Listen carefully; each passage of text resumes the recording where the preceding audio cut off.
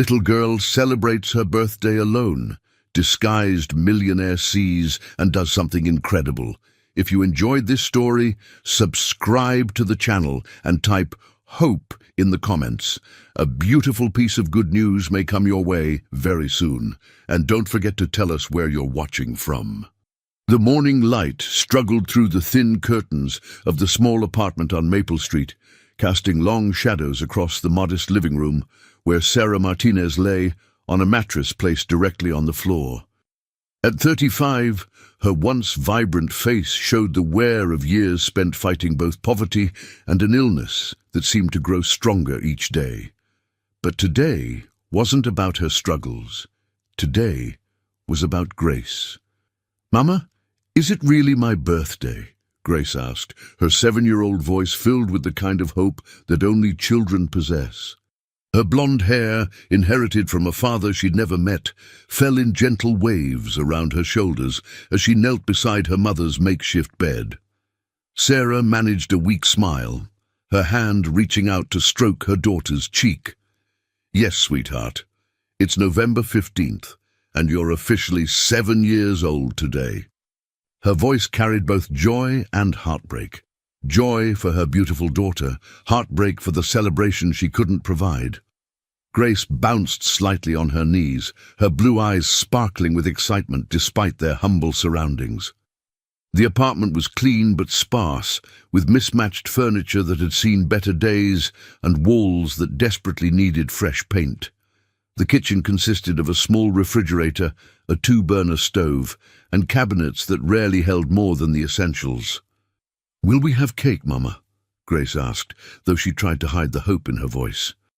She'd learned not to ask for too much, understanding somehow that her mother was doing everything she could with very little. Sarah's heart clenched. The $20 she'd saved for Grace's birthday cake had gone to her medication just 2 days ago when her condition had worsened. The choice between her daughter's happiness and her own health had been devastating, but she couldn't risk leaving Grace alone in this world. "I have something even more special," Sarah said, reaching under her pillow to pull out a single white birthday candle. "This is a magic candle, Grace. When you make a wish on it, something wonderful will happen." Grace's eyes widened with wonder. At 7, she still believed in magic, in fairy tales, and in the power of wishes. She carefully took the candle from her mother's trembling hands, holding it as if it were made of precious crystal. "But we need a cake for the candle, don't we?" Grace asked innocently. Sarah's eyes filled with tears she tried desperately to hide. "Sometimes, sweetheart, the most powerful wishes are made without cake. They come straight from the heart." As Grace examined the candle, Sarah's thoughts drifted to the letter she'd mailed 3 days ago. A letter that had taken her weeks to write and rewrite. The letter addressed to Michael Harrison, CEO of Harrison Enterprises, the man who had no idea he had a daughter. 7 years ago, Sarah had been a young graduate student working part-time at a coffee shop near the university. Michael had been there finishing his MBA, brilliant and ambitious, but also kind and funny. Their relationship had been brief but intense. 3 months that had changed Sarah's life forever. When she discovered she was pregnant, Sarah had been terrified, but also filled with a joy she'd never experienced. She'd planned to tell Michael, had rehearsed the words 100 times, but then Margaret Harrison, Michael's mother, had appeared at her apartment. Margaret Harrison was everything Sarah was not. Wealthy, powerful, and utterly convinced that Sarah was nothing more than a gold digger trying to trap her son. The threats had been subtle but effective. Margaret had made it clear that if Sarah ever contacted Michael about the pregnancy, she would use her considerable influence to destroy any chance Sarah had at completing her degree or finding decent employment. "Young women like you think you can trap successful men with convenient pregnancies," Margaret had said, her voice cold as winter. "My son has a bright future ahead of him, and I won't let some waitress ruin that with her schemes." Faced with the choice between her own future and what she believed was best for Michael, Sarah had made the hardest decision of her life. She'd moved across the state, had Grace alone, and had never contacted Michael. But as her illness progressed and her financial situation became desperate, she realized that Grace deserved to know her father, and perhaps Michael deserved to know about his daughter. The letter had been carefully crafted, written in a way that would intrigue rather than alarm. She'd mentioned that she had important information about a daughter he didn't know existed, provided her address, and explained that time was running short due to her health condition. She'd signed it simply, "Someone from your past who needs your help." "Mama, can we light the candle now?" Grace asked, interrupting Sarah's painful memories. "Of course, sweetheart." Sarah reached for the matches they kept for the occasional power outage. Her hands shook slightly as she lit the candle, and Grace gasped with delight as the small flame danced in the dim light of their apartment. "Make a wish, Grace. Make the biggest, most important wish of your life." Grace closed her eyes tightly, her small hands clasped together in front of the candle. Sarah watched her daughter's face, seeing such concentration and hope that it broke her heart all over again. "I wish," Grace whispered, then opened her eyes. "I can't tell you, Mama, or it won't come true." "That's right, sweetheart. The best wishes are secret wishes." But Sarah could guess what her daughter had wished for. Grace had asked about her father countless times over the years, and Sarah had always given vague answers about him being far away and unable to be with them right now. Grace was smart enough to understand that other children had fathers, and Sarah knew her daughter longed for that missing piece of her family. As they sat together watching the candle burn, Sarah prayed silently that her letter would reach Michael, that he would be curious enough to investigate, and that somehow this desperate gamble would give Grace the future she deserved. The candle burned lower, wax dripping onto the small saucer Sarah had placed beneath it. Grace watched with fascination, as if the flame held all the magic in the world, and perhaps Sarah thought it did. "Mama, do you think my wish will come true?" Sarah pulled her daughter close, breathing in the sweet scent of her hair. "I think," she whispered, "that today is going to be a very special day indeed." Neither of them knew that across town, in a gleaming office building that reached toward the clouds, Michael Harrison was holding Sarah's letter in his hands, reading it for the third time, with a mixture of disbelief and growing curiosity. The magic, it seemed, was already beginning to work. 30 miles across the city, in the pristine executive suite of Harrison Enterprises, Michael Harrison stood before floor-to-ceiling windows that offered a breathtaking view of the Chicago skyline. At 33, he had built his father's modest construction company into a multi-million-dollar empire, specializing in luxury real estate development. His dark hair was perfectly styled, his charcoal suit impeccably tailored, and his steel-gray eyes reflected the sharp intelligence that had made him one of the youngest CEOs in the industry. But this morning, Michael's attention wasn't focused on the quarterly reports spread across his mahogany desk or the back-to-back meetings scheduled throughout his day. Instead, he held a simple white envelope in his hands, reading the letter inside for what must have been the 10th time in 3 days. "Mr. Harrison," came the voice of his personal assistant Jennifer through the intercom. "Your mother is here to see you." Michael's jaw tightened slightly. Margaret Harrison rarely visited his office without an agenda, and he wasn't in the mood for one of her lectures about his personal life or business decisions. "Send her in," he replied, quickly folding the letter and placing it in his desk drawer. Margaret Harrison entered with the confidence of someone who had never doubted her place in the world. At 61, she remained an imposing figure, silver hair perfectly coiffed, designer clothes that cost more than most people's monthly salary, and an expression that suggested she found the world perpetually disappointing. "Michael, darling," she said, offering her cheek for the obligatory kiss, "I hope you're not too busy for your mother." "Never too busy for you, Mom," Michael replied, though his tone suggested otherwise. "What brings you by?" Margaret settled into one of the leather chairs across from his desk, her posture perfect, her handbag placed precisely on her lap.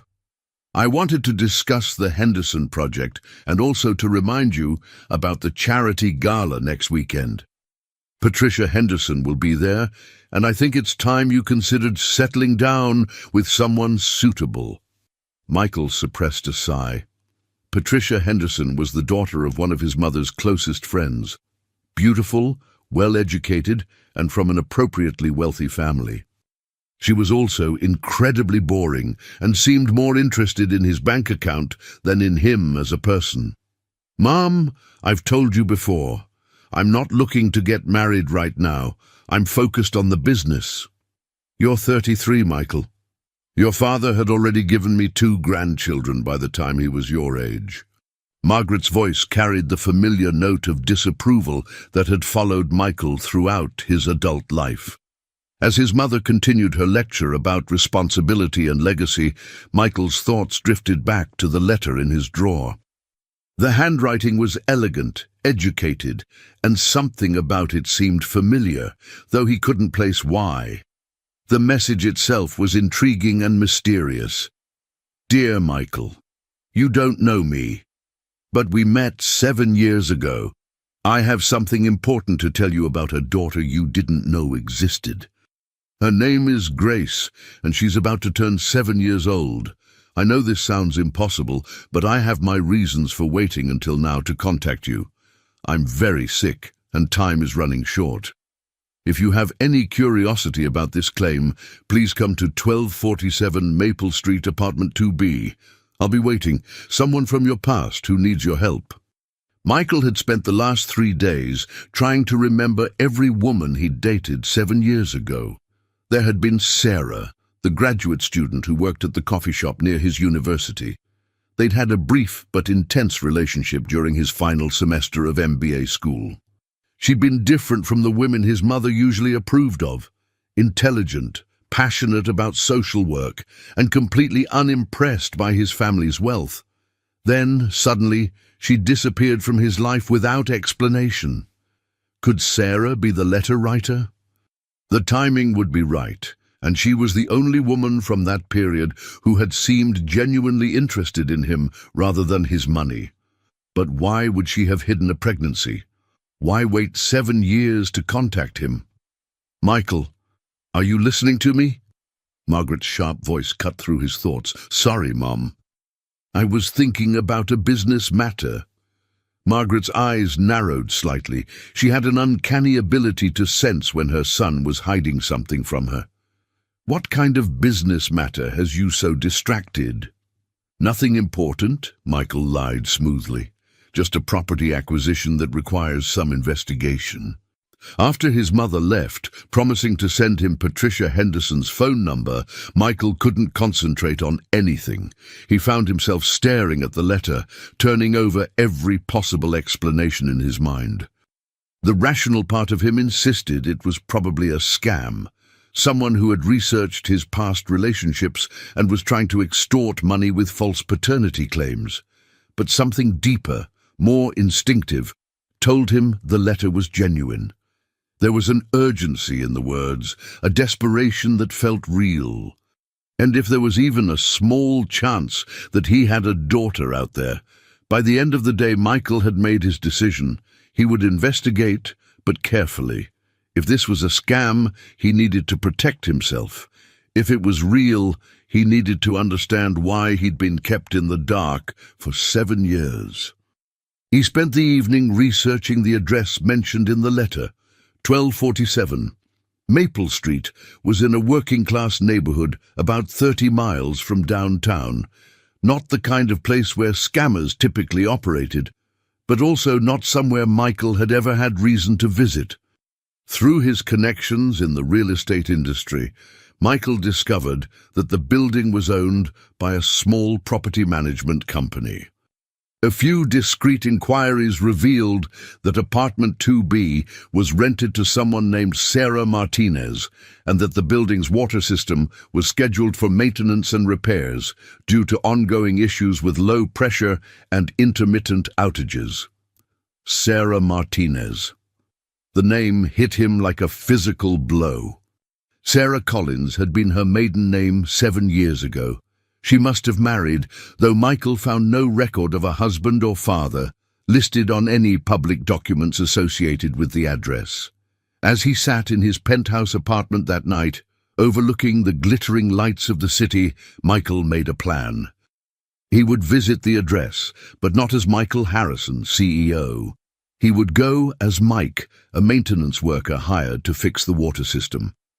It would give him a chance to observe the situation without revealing his identity, to determine if the letter was genuine or an elaborate hoax. He spent hours researching water system repairs, watching YouTube videos, and even calling a friend who worked in building maintenance to understand the basics of plumbing work. If he was going to pose as a maintenance worker, he needed to be convincing. The next morning, Michael cleared his schedule and drove to a uniform supply store, purchasing work clothes, a tool belt, and basic plumbing tools. He practiced his cover story. He was Mike Henderson, a contractor hired by the building management company to address the water pressure issues. As he drove toward Maple Street, Michael's heart pounded with anticipation and anxiety. He was about to potentially meet his daughter for the first time, though she wouldn't know who he was. The thought both thrilled and terrified him. The neighborhood around Maple Street was a stark contrast to Michael's usual environment. The houses were small and close together, many showing signs of deferred maintenance. Children played in small front yards, while parents sat on front steps, and Michael felt conspicuously out of place despite his work clothes. 1247. Maple Street was a 3-story brick building with a small parking area and what looked like 6 apartments. The building was older but appeared to be well maintained, with clean windows and freshly painted trim around the entrance. Michael parked his BMW around the corner, then walked back carrying his toolbox and wearing his work clothes. He took a deep breath, reminding himself of his cover story, and approached the building's main entrance. This was it. In a few minutes, he might meet the daughter he never knew existed. The thought made his hands shake slightly as he reached for the buzzer marked 2B Martinez. Whatever he found behind that door would change his life forever. The buzzer echoed through the small apartment like a gunshot, causing both Sarah and Grace to look up in surprise. Sarah had been dozing fitfully on her mattress, while Grace played quietly with a small collection of worn toys, a few dolls with tangled hair, some picture books with bent pages, and a set of colored pencils that she used to create elaborate drawings on the backs of used envelopes. "Are we expecting someone, Mama?" Grace asked, her blue eyes wide with curiosity. Sarah's heart began to race. Could it be? Could Michael have actually received her letter and decided to investigate? She'd almost given up hope after 3 days of waiting, assuming he'd dismissed her message as the desperate ramblings of a stranger. "I'm not sure, sweetheart," Sarah said, struggling to sit up on her mattress.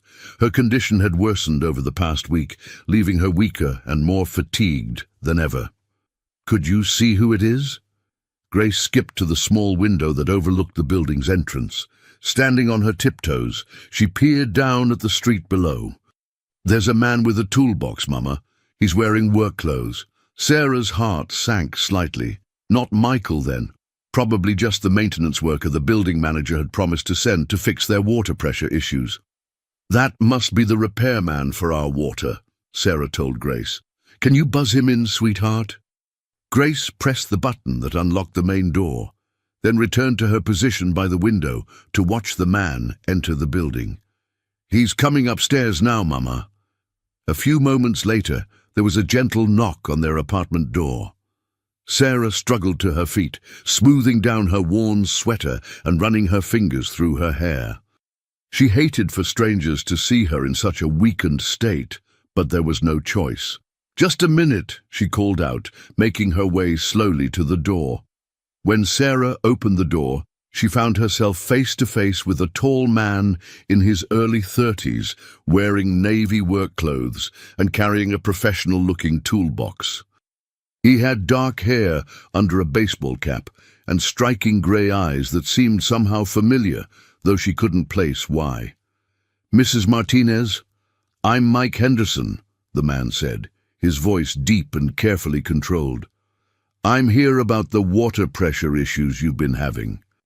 "Oh yes, thank you for coming," Sarah replied, stepping aside to let him enter. "We've been without proper water pressure for almost a week now." As the man, Mike, entered their small apartment, Sarah noticed him taking in their humble surroundings with what appeared to be careful attention. His eyes lingered on the mattress on the floor, the sparse furniture, and the obvious signs of their financial struggles. "Mama, who is this?" Grace asked, appearing beside Sarah with the fearless curiosity that 7-year-olds possessed. Mike's entire body went rigid as he got his first clear look at Grace. The child was beautiful, blonde hair that caught the light, bright blue eyes, and delicate features that were undeniably familiar. But it was more than her appearance that hit him like a physical blow. Something about her expression, the way she tilted her head when she was curious, the shape of her smile, it was like looking at photographs of himself as a child. "This is Mr. Henderson," Sarah said, her voice growing weaker with the effort of standing. "He's here to fix our water." "Hello, Grace," Mike said, his voice rougher than he'd intended. He knelt down to her eye level, struggling to maintain his composure. "I heard it was your birthday yesterday." Grace's face lit up with surprise and delight. "How did you know that?" Mike glanced at Sarah, who was watching the interaction with a mixture of hope and terror. "Your mum mentioned it when she called about the water problem," he lied smoothly. "I'm 7 now," Grace announced proudly. "Mama says 7 is a very grown-up age." "It certainly is," Mike agreed, his heart pounding so hard he was sure everyone in the room could hear it. "Did you have a nice birthday party?"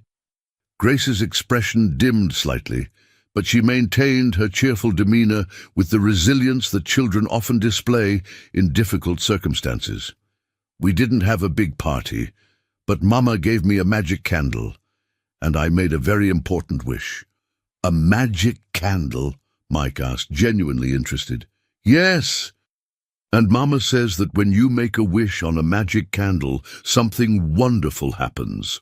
Grace's eyes sparkled with the kind of absolute faith that only children possess. Sarah watched this exchange with growing amazement. There was something about this maintenance worker that seemed different, more educated and refined than she would have expected. The way he spoke to Grace, the gentle attention he gave her responses, reminded Sarah of someone, though she couldn't quite place who. "Grace, why don't you show Mr. Henderson your birthday drawings while I explain the water problem?" Sarah suggested, needing a moment to compose herself. The interaction between this stranger and her daughter was touching but also somehow unsettling. Grace immediately brightened and ran to collect her drawings. "I drew pictures of all the things I wished for," she told Mike as she returned with a small stack of papers. Mike accepted the drawings with the solemnity appropriate to viewing a 7-year-old's artwork. The first drawing showed a house with a big yard and flowers in the garden. The second showed a woman lying in a bed with a smile on her face, clearly Grace's interpretation of her mother being healthy again. The third drawing made Mike's breath catch in his throat. It was a simple but unmistakable drawing of a small family. A woman, a little girl, and a tall man, all holding hands under a rainbow. At the bottom, in Grace's careful 7-year-old handwriting, were the words, "My family." "This is beautiful, Grace," Mike managed to say, his voice thick with emotion. "Tell me about this drawing." "That's me and Mama," Grace explained, pointing to the figures. "And that's my daddy." I don't know what he looks like, but I drew him tall because Mama says I got my height from him." Mike looked up at Sarah, who was watching the scene with tears in her eyes. Their gazes met across the small room, and in that moment, Sarah knew. Somehow, impossibly, the maintenance worker kneeling in her living room, admiring her daughter's drawings, was Michael Harrison. "The water problem is in the kitchen," Sarah said quietly, her voice barely above a whisper. Mike nodded, carefully handing Grace's drawings back to her. "These are wonderful, Grace. You're a very talented artist." As Mike followed Sarah to the small kitchen area, he struggled to process what he was experiencing. The child, his daughter, was everything he could have hoped for, and more. She was bright, creative, resilient, and possessed a sweetness that took his breath away. But the conditions she was living in broke his heart. The apartment was clean, but clearly showed the strain of poverty. The refrigerator was nearly empty, the cabinets held only the most basic necessities, and everything showed signs of careful use and reuse. Sarah herself appeared to be seriously ill, her face pale and drawn, her movements careful and labored. "Sarah," Mike said quietly, dropping any pretense of being a maintenance worker, "I got your letter." Sarah's legs nearly gave out beneath her. She gripped the edge of the small counter for support, staring at the man who had haunted her thoughts for 7 years. "Michael?" she whispered. "Yes," he replied, his voice filled with a mixture of wonder and pain. "She's mine, isn't she?" Sarah nodded, tears streaming down her face. "She's yours, Michael. She's always been yours." From the living room they could hear Grace humming happily as she colored, unaware that her world was about to change forever. The magic candle wish she'd made just 24 hours ago was already coming true, though she didn't know it yet. Michael looked through the doorway at his daughter, and felt his entire world shift on its axis. Everything he thought he knew about his life, his priorities, his future, had just been rewritten by a 7-year-old girl with blonde hair and dreams of having a family. "Why?" he asked Sarah, his voice barely audible. "Why didn't you tell me?" "These," and as Sarah began to explain about his mother's threats, about the choices she'd made out of love and fear, Michael realized that his journey was just beginning. He had a daughter to get to know, a woman to help heal, and a mother whose interference had cost him 7 precious years with the child who was already stealing his heart. The magic candle, it seemed, was more powerful than any of them had imagined. The revelation hung in the air between Michael and Sarah like a fragile bridge built from 7 years of secrets and pain.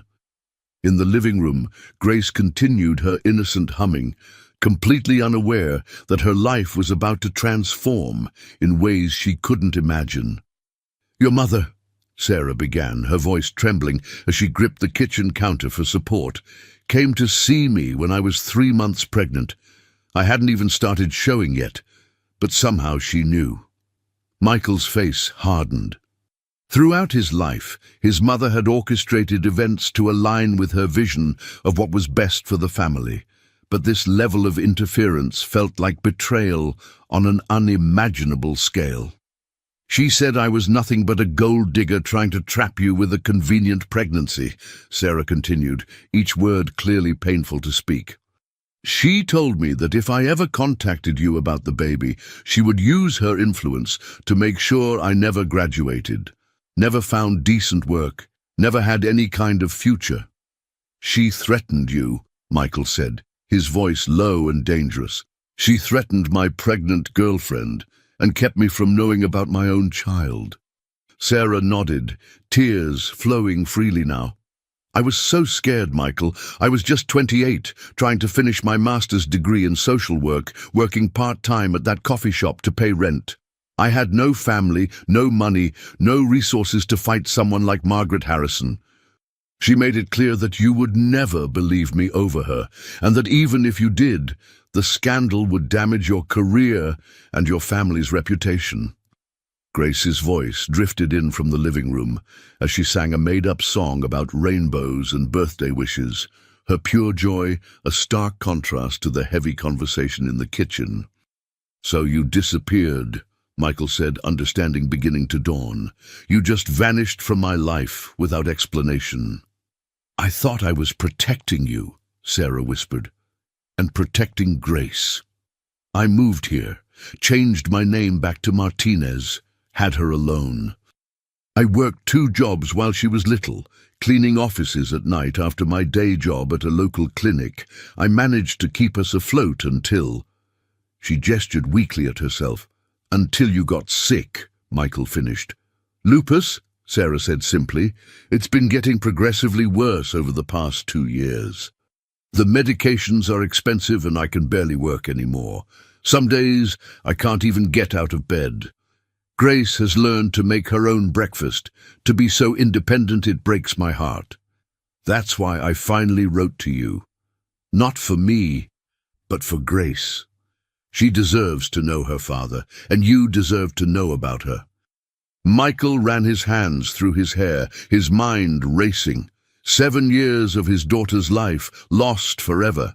7 years of birthdays, first steps, first words, bedtime stories, scraped knees, and childhood wonder that he would never get back.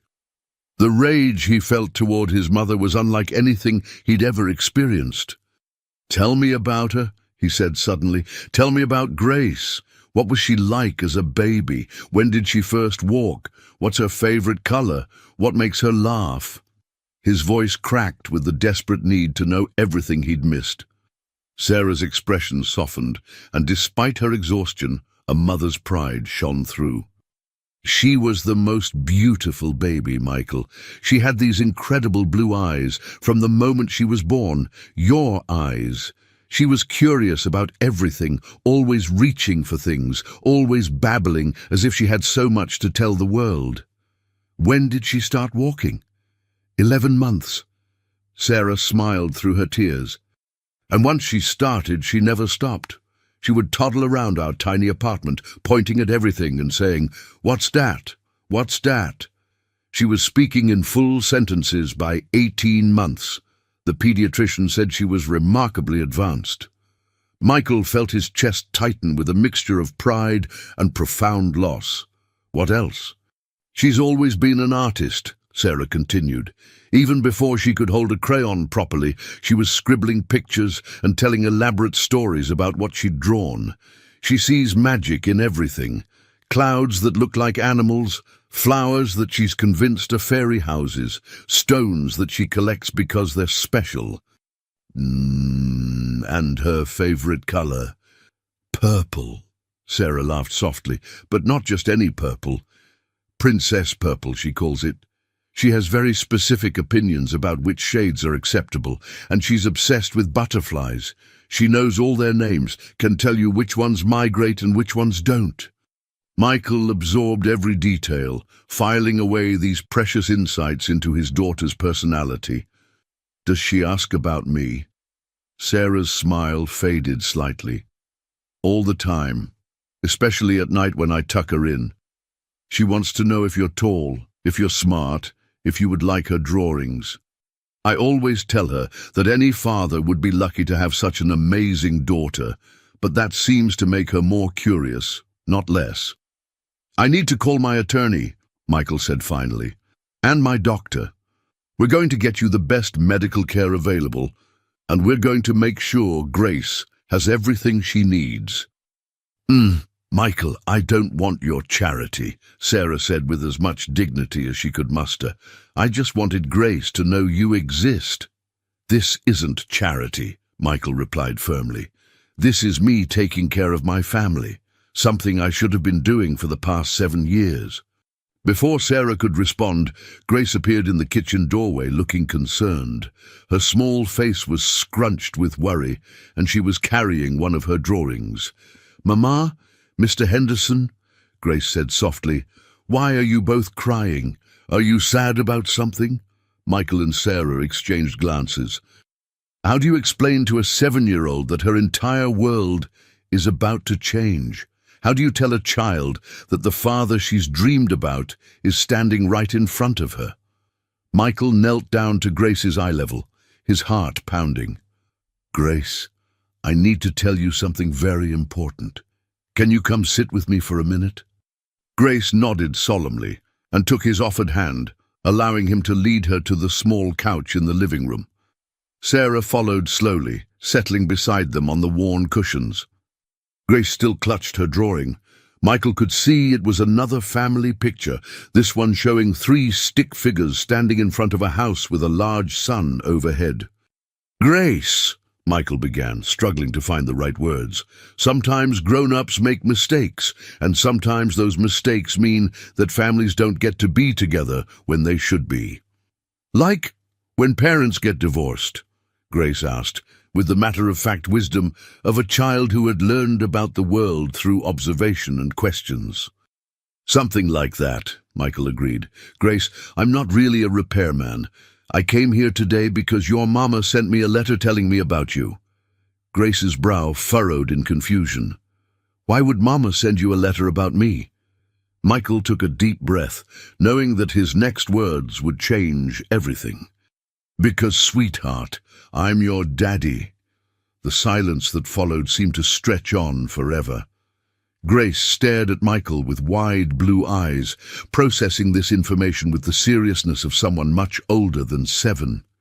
You're my daddy? She whispered finally. Yes, Grace. I'm your daddy, and I'm so sorry that I didn't know about you before now. I would have been here from the very beginning if I had known. Grace looked back and forth between Michael and her mother, as if trying to piece together a puzzle that adults had made unnecessarily complicated. But why didn't you know about me? She asked with the logical directness of childhood. Don't daddies usually know when they have little girls? Michael felt his heart break at the innocent question. Usually they do, sweetheart. But sometimes grown-ups make things complicated when they should be simple. The important thing is that I know about you now, and I want to be your daddy more than anything in the world. Is that why you knew it was my birthday? She asked. Michael smiled through his tears. I wanted to know everything about you the moment I found out you existed. Grace was quiet for a long moment, studying Michael's face with the intense concentration that children bring to important decisions. Then, suddenly, she launched herself into his arms with the complete trust that only children possess. I wished for you, she whispered against his neck. On my magic candle, I wished for my daddy to come home. Michael held his daughter for the first time, breathing in the sweet scent of her hair, feeling her small arms wrapped around his neck, and understanding for the first time in his life what unconditional love really meant. The child in his arms was part of him, created from his DNA and his heart, and the connection was immediate and overwhelming. Your wish came true, sweetheart, he whispered back. Daddy's home now. Sarah watched this reunion through tears of relief and joy, knowing that despite all the pain and struggle of the past 7 years, she had made the right choice in reaching out to Michael. Grace was going to have the father she deserved, and Michael was going to experience the joy of being a parent. Grace, Michael said gently, pulling back to look at his daughter's face. I have a lot to learn about being your daddy, but I promise you that I'm never going away again. And we're going to make sure your mama gets the best doctors and medicine so she can get better. Can we have a real birthday party? Grace asked with sudden excitement, her resilience and ability to focus on joy rather than dwelling on confusion amazing both adults. With a cake and balloons and maybe some friends. Michael laughed, the sound bright and joyful in the small apartment. We can have the biggest, most amazing birthday party you've ever seen. We have 7 birthdays to make up for. 7 parties. Grace's eyes grew wide with wonder. Well, maybe not 7 parties all at once, Michael chuckled. But we're going to celebrate every birthday you've had that I missed, and every birthday you'll have from now on. Grace clapped her hands together, then suddenly grew serious again. "Daddy, are you rich?" The question caught Michael off guard, and he glanced at Sarah, who looked equally surprised. "Why do you ask, sweetheart?" "Because Mama always says we can't afford things, and she gets worried about money. Emma at school, her daddy is rich, and she gets to go to Disney World and has lots of toys. If you're rich, does that mean Mama won't have to worry anymore?" The innocence and wisdom of the question brought fresh tears to both adults' eyes. Grace had been aware of their financial struggles, had learned to temper her desires to spare her mother additional stress, and now she was hoping that her father's presence might mean security for the family she loved. "Yes, Grace," Michael said softly. "I am rich, and that means Mama won't have to worry about money anymore. But more importantly, it means we can get her the best doctors to help her feel better." "And I can get new crayons?" Grace asked hopefully. "Mine are getting pretty small." "You can have all the crayons you want," Michael promised, "and colored pencils and markers and paint and paper and anything else you need for your beautiful artwork." As Grace chatted excitedly about all the things she wanted to draw for her daddy, Michael's phone buzzed with a text message. It was from his mother. "Don't forget about dinner tonight. Patricia will be there." Michael's jaw tightened as he remembered his mother's role in keeping him from this moment for 7 years. There would be a reckoning, but not today. Today was about Grace, about Sarah, about beginning to build the family that should have existed all along. "Grace," he said, "how would you like to see where Daddy works? I have a big office with windows that look out over the whole city." "Really?" Grace's eyes grew wide with wonder. "Can I see it today?" "If Mama feels up to it, we could go there right now," Michael said, looking at Sarah questioningly. Sarah smiled, and for the first time in months, it was a smile without reservation or worry behind it. "I think that sounds wonderful." As they prepared to leave the small apartment, Grace ran to her room to gather some of her drawings to show her father's office. Michael took the opportunity to speak privately with Sarah. "I meant what I said about the medical care," he said quietly. "I'm going to call my doctor today and arrange for you to see the best specialists in the city. Money is no object when it comes to your health." "Michael," Sarah began, but he gently interrupted her. "Sarah, I know you're independent, and I know you don't want to feel like you're taking advantage, but this isn't about charity or pity. This is about family. Grace needs her mother healthy, and I—" He paused, struggling with emotions he hadn't expected. "I need you healthy too. I can't lose either of you now that I've found you." The admission hung between them, loaded with implications neither was quite ready to explore fully. But Sarah nodded, understanding that accepting help was not the same as giving up her independence. "And Sarah," Michael continued, "we need to talk about living arrangements. This apartment is too small for a growing child, and with your health condition, you need a better environment. I'd like you and Grace to move in with me, at least temporarily, until we figure out what works best for our family." "Your family," Sarah repeated softly. "It's strange to hear that. For 7 years it's just been Grace and me against the world." "Not anymore," Michael said firmly. "You're not alone anymore. Neither of you are." That evening, after they'd visited Michael's office, where Grace had been suitably impressed by the city view and had immediately begun planning which corner would be best for an art easel, and after they'd shared dinner at a family restaurant where Grace had peppered Michael with hundreds of questions about his childhood, his favorite foods, and whether he liked butterflies as much as she did, Michael made 2 phone calls. The first was to his attorney, James Morrison, arranging for immediate financial support for Sarah and Grace, as well as legal steps to establish his paternity and secure his rights as Grace's father. "I want everything expedited," Michael told James. I want Grace's medical insurance transferred to my policy immediately. I want a trust fund established for her education. And I want legal documentation that makes my financial responsibility for both of them absolutely clear. Michael, James said carefully, I have to ask, are you certain about paternity? Certain. Have you considered requesting a DNA test? Michael was quiet for a moment, thinking about Grace's eyes, her expressions, the way she tilted her head when she was thinking, all so familiar, so clearly his.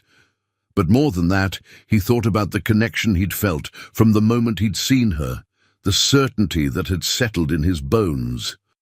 Schedule the test if you think it's legally necessary, Michael said finally. But James, I know she's mine. I've never been more certain of anything in my life. The second call was to his mother. Margaret Harrison, came his mother's crisp voice. Mother, Michael said, his voice colder than she had ever heard it. We need to talk. Tonight. Of course, darling. Patricia's looking forward to... Cancel dinner, Michael interrupted. Cancel Patricia. Cancel everything. You and I are going to have a conversation about a 7-year-old girl named Grace Martinez and about the threats you made to her mother 7 years ago.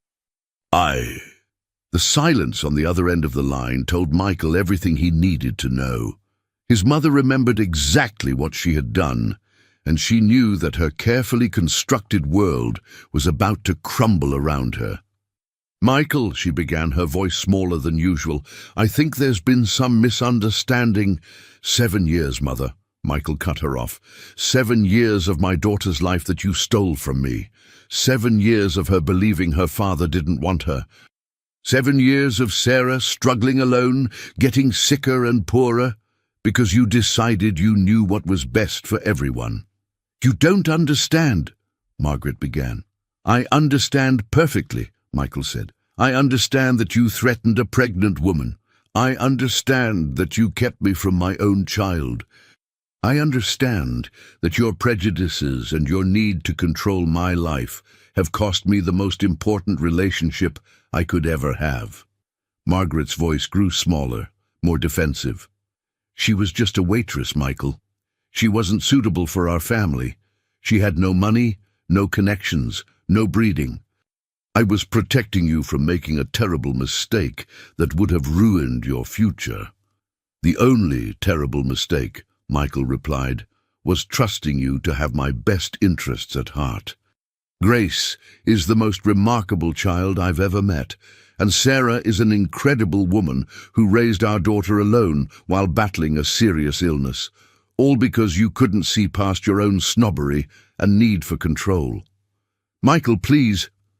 I'll be at your house in an hour, Michael said. We're going to discuss how you're going to make this right, starting with a sincere apology to Sarah and Grace. And Mother, if you ever interfere in my family's life again, you'll lose access to all of us permanently. Das. As Michael hung up the phone, he looked back toward the guest room where Grace was staying for the night, probably still too excited about meeting her father to fall asleep easily. He had a lot of work to do to make up for lost time, but he had never been more motivated to succeed at anything in his life. Grace Martinez, soon to be Grace Harrison, was worth fighting for, worth changing his entire world for, worth everything he could give her and more. The healing was about to begin, but first there would be a reckoning with the woman whose fears and prejudices had nearly destroyed the most important relationship of his life. 3 weeks later, the transformation in the Martinez-Harrison household was nothing short of miraculous. Michael had kept his promise in every possible way, moving with the efficiency and determination that had made him successful in business, but now directed toward the most important project of his life, his family. Sarah's treatment had begun immediately at Northwestern Memorial Hospital under the care of Dr. Rebecca Chen, one of the country's leading lupus specialists. The comprehensive treatment plan included not only the latest medications, but also nutritional support, physical therapy, and counseling to help Sarah process the emotional toll of her years of struggle. The inflammation markers are improving significantly, Dr. Chen explained during Sarah's 3-week follow-up appointment. The new immunosuppressive therapy seems to be working well, and your energy levels should continue to increase over the next few months. The combination of proper nutrition, stress reduction, and the new treatment protocol is giving us very encouraging results. Michael sat beside Sarah in the comfortable consultation room, holding her hand as they received the news they'd all been hoping for. Grace was at school, her new school, where Michael had enrolled her in Lincoln Elementary, a warm, nurturing environment with small class sizes, excellent programs for gifted children, and an art teacher who had immediately recognized Grace's exceptional talent. "How long before I can go back to work?" Sarah asked. The question had been weighing on her mind, despite Michael's assurances that money would never be a concern again. Work had always been important to her identity, and the forced inactivity of her illness had been almost as difficult as the physical symptoms. "I'd like to see how you respond over the next 3 months," Dr. Chen replied. "But with proper management, many lupus patients live full, active lives. There's no reason you can't return to social work when you're ready. In fact, the emotional satisfaction of meaningful work often contributes positively to overall health outcomes." Days after the appointment, Michael and Sarah sat in the hospital cafeteria, sharing coffee and watching the bustle of medical professionals and visitors around them. Their relationship had been complicated to navigate. They weren't strangers, but they also weren't the same people who had fallen in love 7 years ago. "I keep waiting for the other shoe to drop," Sarah admitted quietly, stirring her coffee absently. "This all feels too good to be true. Grace is thriving at her new school. I'm getting better for the first time in years, and you've been—" She paused, searching for words. "I've been what?" Michael asked gently. "Perfect," Sarah said with a small laugh. "Patient with Grace when she has nightmares about you disappearing. Understanding when I have bad days and can barely get out of bed. You've given us everything we need without making us feel like charity cases. You've become the father Grace always dreamed of having, and you've done it so naturally, it's like you've been there all along." Michael reached across the table to take her hand. "Sarah, this is what should have happened 7 years ago. This is what would have happened if my mother hadn't interfered. I'm not doing you a favor. I'm doing what any father and what any man who cares about you would do." The pause in his words didn't go unnoticed by either of them. Their feelings for each other were complicated by time, circumstances, and the shared love of their daughter, but something was definitely growing between them again. "Grace asked me yesterday if we were going to be a family like in her drawings," Sarah said with a small smile. "What did you tell her?"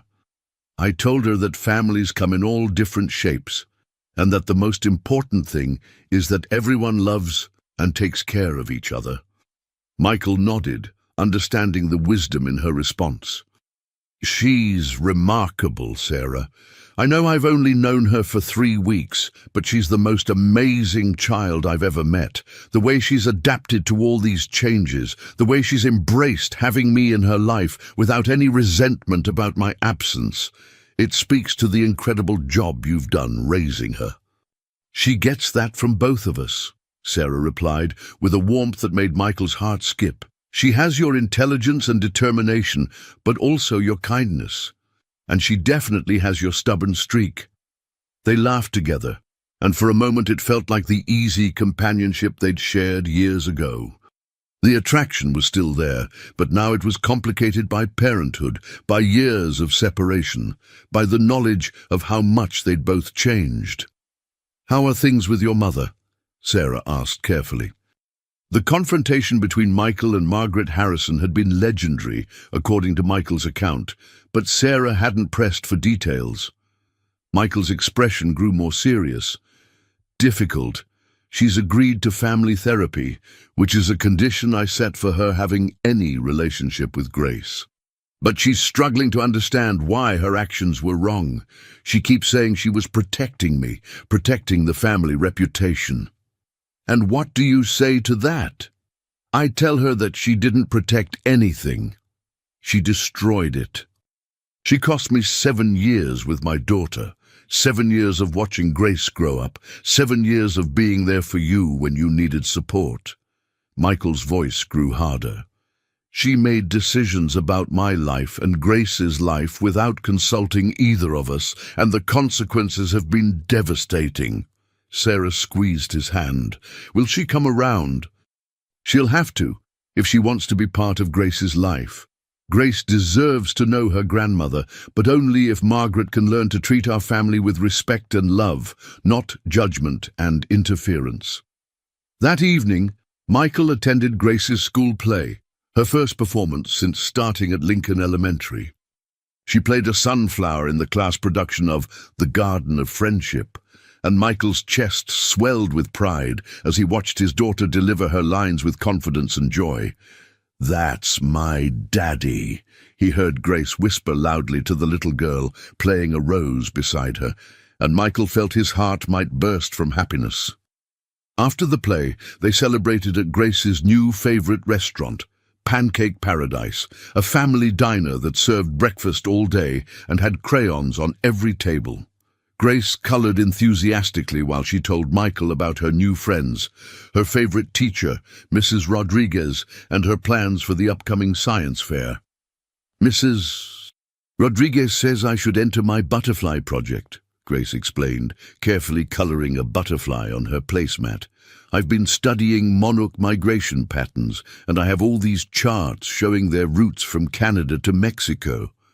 "That sounds fascinating," Michael said, genuinely impressed. "How did you become so interested in butterflies?"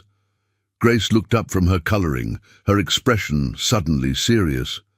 "When I was little, and Mama was having really bad days with her sickness, I used to sit by the window and watch for butterflies in Mrs. Henderson's garden next door.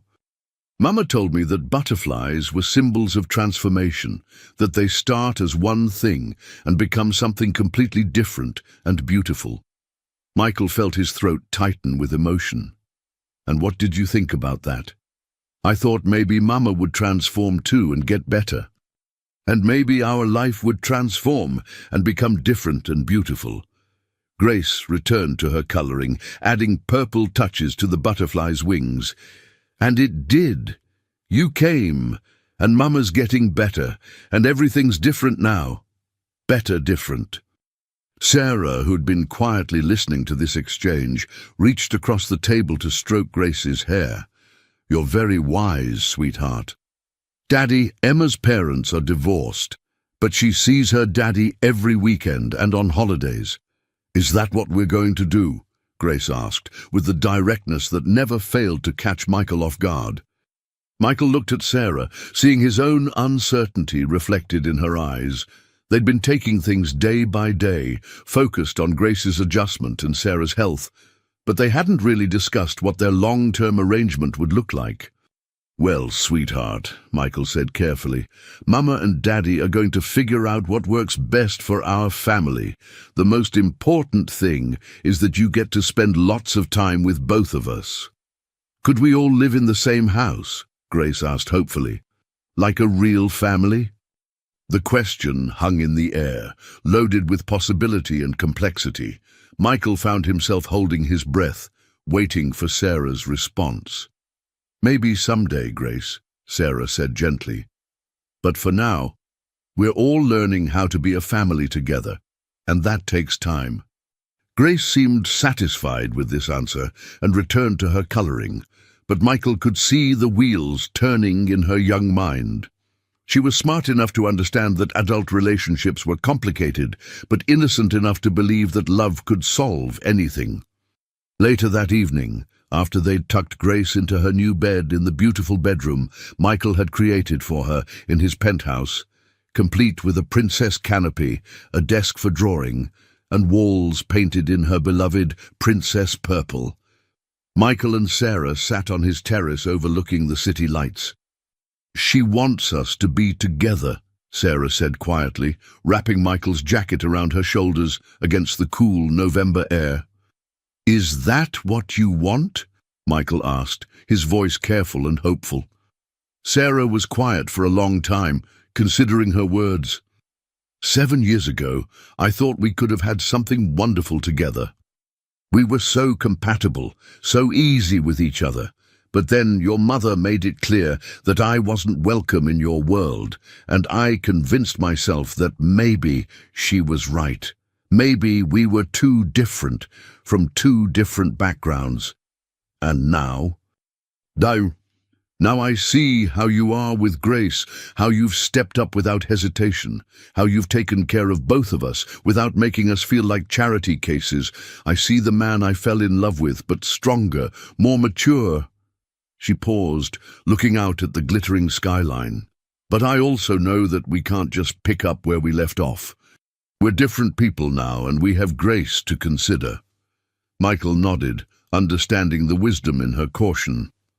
"I don't want to rush anything, Sarah, but I also don't want to waste any more time. I lost 7 years with you and Grace because I let someone else make decisions about my life.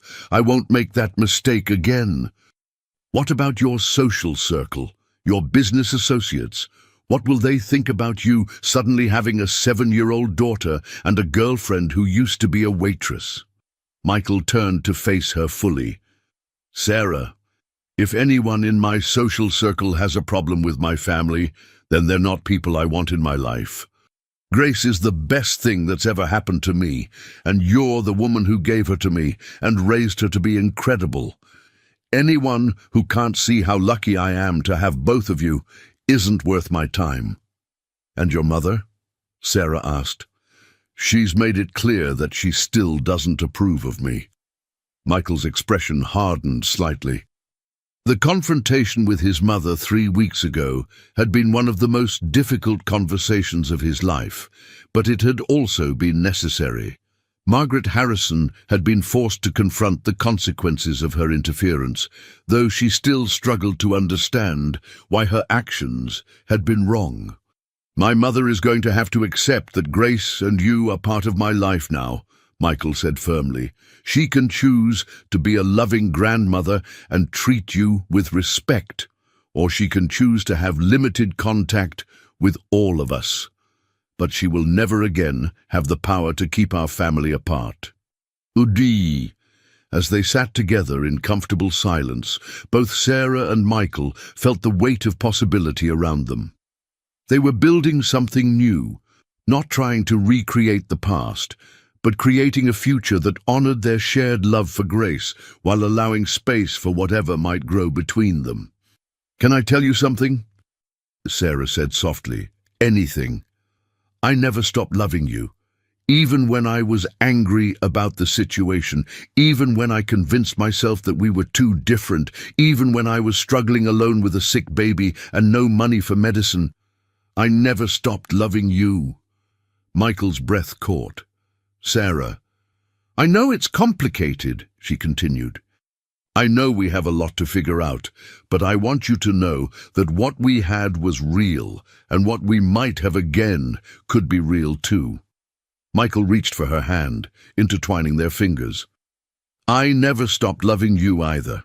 I looked for you, you know, after you disappeared. I went back to the coffee shop, asked around campus, tried to find out where you'd gone. When I couldn't find you, I told myself maybe it was for the best. Maybe we'd burned too bright to last. But I was wrong." They leaned closer together, and for a moment it seemed like they might kiss, but then Sarah pulled back slightly. "I want to take this slowly," she said, "for Grace's sake and for ours. We have all the time in the world now." Michael smiled, understanding and respecting her caution. "All the time in the world," he agreed. Inside the penthouse, Grace slept peacefully in her new bedroom, surrounded by the security and love she'd always deserved. Her magical birthday wish had brought her father into her life, but the real magic was in the daily moments they were building together. Bedtime stories, homework help, Saturday morning pancakes, and the growing certainty that she was exactly where she belonged. The healing was happening faster than any of them had dared to hope, and the future looked brighter than it had in years. But there was still one more surprise waiting for them, one that would complete their transformation from a broken family to something beautiful and whole. 2 weeks later, as Sarah's health continued to improve and Grace settled even more confidently into her new life, Michael received a phone call that would change everything once again. "Mr. Harrison," came the voice of his attorney, James Morrison. "I have the results of the paternity test you requested." Michael's heart stopped, even though he'd never doubted the results. "And? Congratulations," James said with warmth in his voice. "Grace is definitely your daughter. 99.9% probability of paternity. The paperwork for legal recognition is ready for your signature." After hanging up, Michael sat in his office for several minutes, staring out at the Chicago skyline and thinking about the journey that had brought him to this moment. He was officially, legally, unquestionably Grace's father. The little girl with purple butterfly dreams and an artist's soul was his daughter in every possible way. That evening he shared the news with Sarah and Grace over dinner. "Does this mean I can officially be Grace Harrison now?" Grace asked, her eyes bright with excitement. "If that's what you want," Michael said, his voice thick with emotion. "I want that more than anything," Grace replied solemnly, "except maybe a little brother or sister someday." Sarah choked on her water, and Michael burst into laughter at his daughter's matter-of-fact announcement. "Well," he said, winking at Sarah, "let's see what the future holds." The magic was still working, and the best was yet to come. 6 months after Michael first walked into that small apartment on Maple Street, the Harrison family gathered in the sunlit living room of their new home. A beautiful house in Evanston with a large yard, a swing set, and a garden where Grace had planted sunflowers and butterfly-attracting flowers just like the one she'd played in her school performance. It was Grace's 8th birthday, and this celebration bore no resemblance to the lonely candle in a cramped apartment. The dining room table groaned under the weight of a 3-layer chocolate cake, decorated with buttercream butterflies in every shade of purple Grace could imagine, and 8 bright candles that seemed to dance with joy. Colorful balloons filled the corners of the room, and carefully wrapped presents created a small mountain beside Grace's chair. But the most important gift wasn't wrapped in paper and ribbons. It was the family surrounding the birthday girl. A family that had fought its way back together against impossible odds. "Before we light the candles," Michael said, standing behind Grace's chair with his hands on her shoulders, "I have something special to share with everyone." Sarah looked up from her position beside Grace, her face glowing with health and happiness. The lupus treatment had been remarkably successful, and she'd been able to return to part-time work at a non-profit organization called Second Chances, which helped families in crisis, work that felt deeply meaningful given her own experiences. "What is it, Daddy?" Grace asked, practically bouncing in her chair with excitement. She wore a new purple dress that Michael had let her pick out herself, and her blonde hair was adorned with butterfly clips that caught the afternoon light. Around the table sat their chosen family, Dr. Chen, who had become not just Sarah's physician, but a trusted friend, Mrs.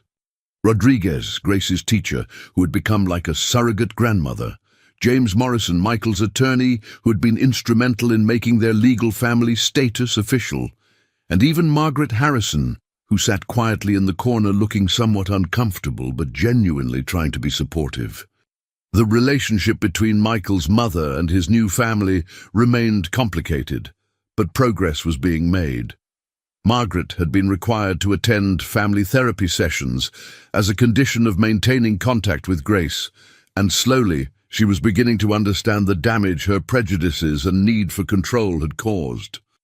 "I owe you both an apology," Margaret had said to Sarah and Grace during one particularly difficult session 2 months earlier.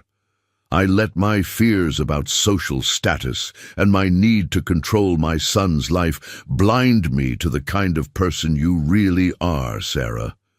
And Grace, I cost your daddy 7 years of watching you grow up, and I cost you 7 years of having your father in your life. That's something I'll have to live with forever. It wasn't a perfect reconciliation, but it was a beginning. Grace deserved to know her grandmother, and Margaret deserved the chance to make amends, even if it would take time.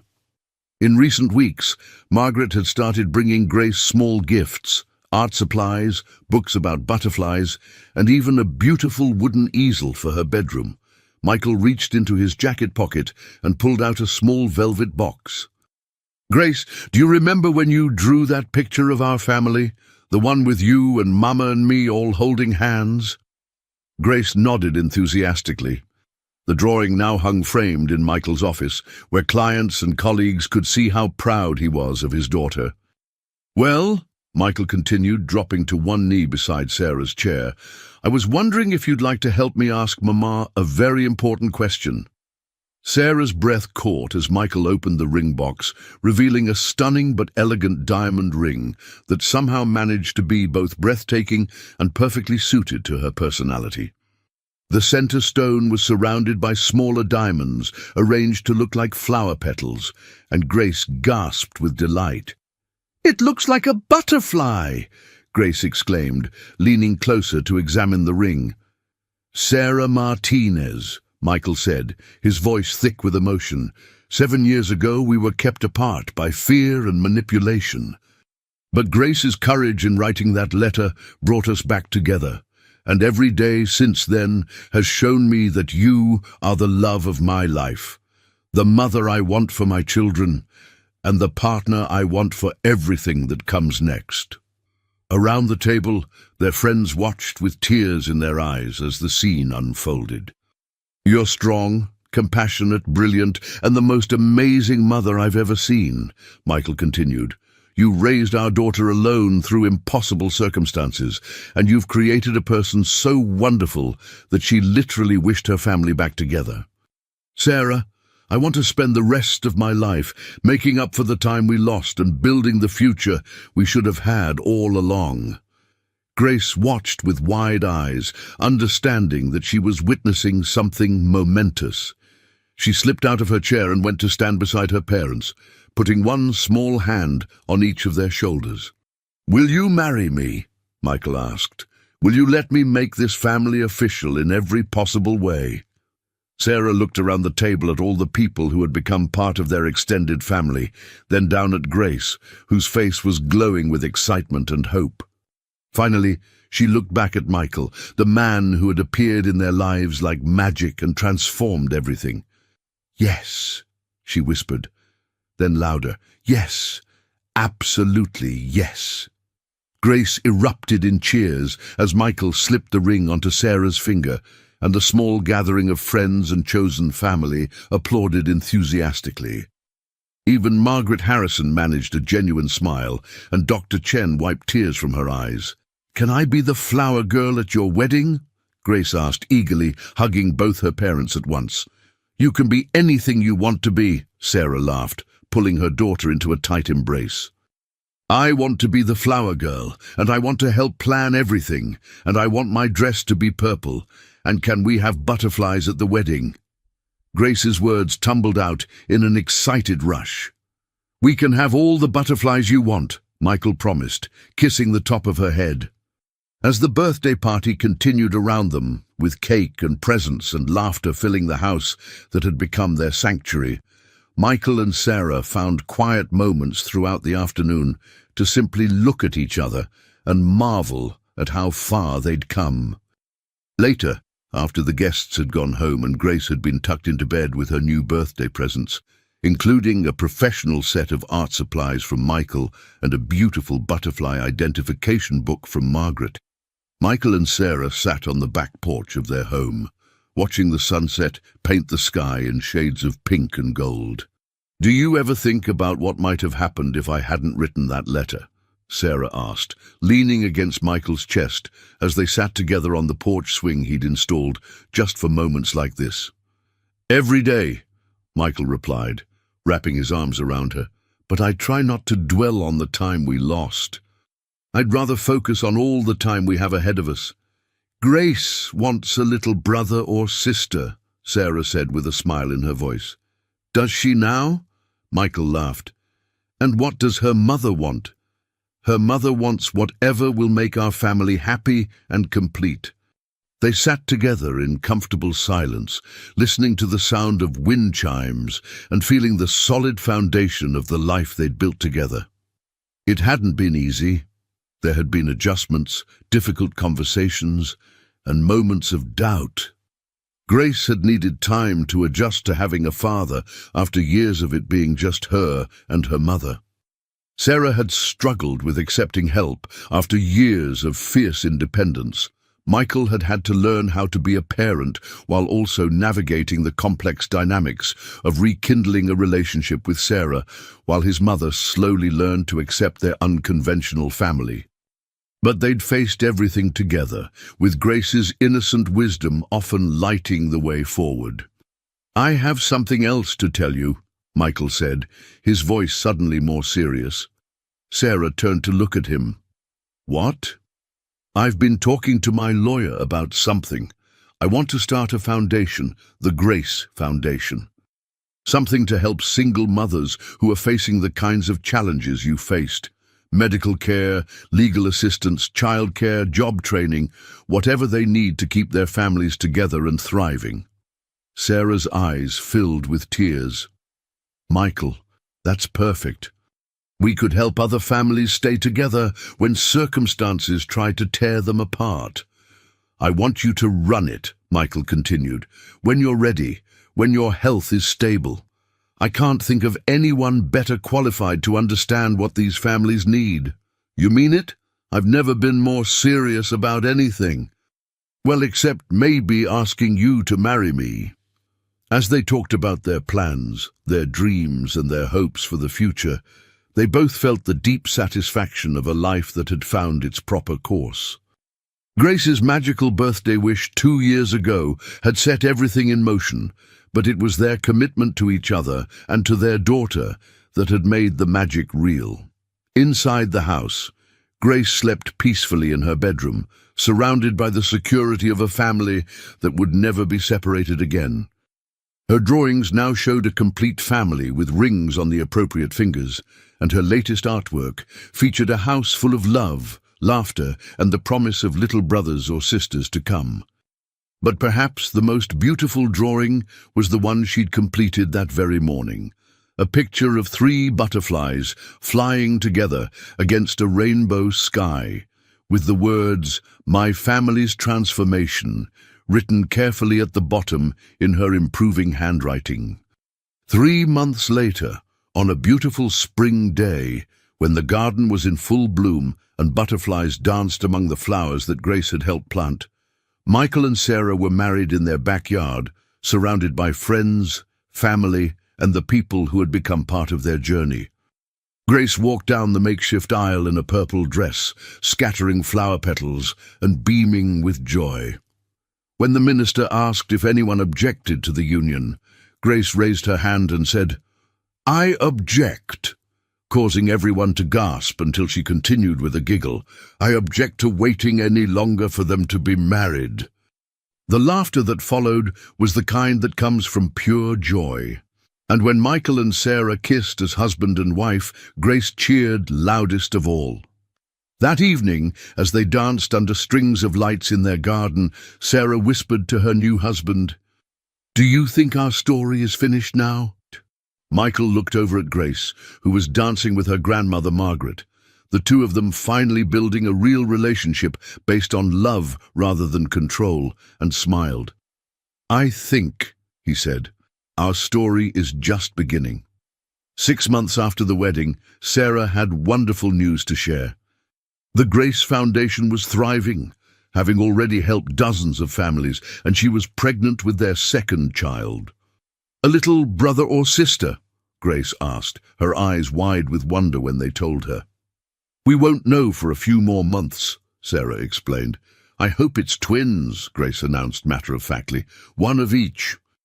That way our family will be even more magical." Michael and Sarah exchanged amused glances.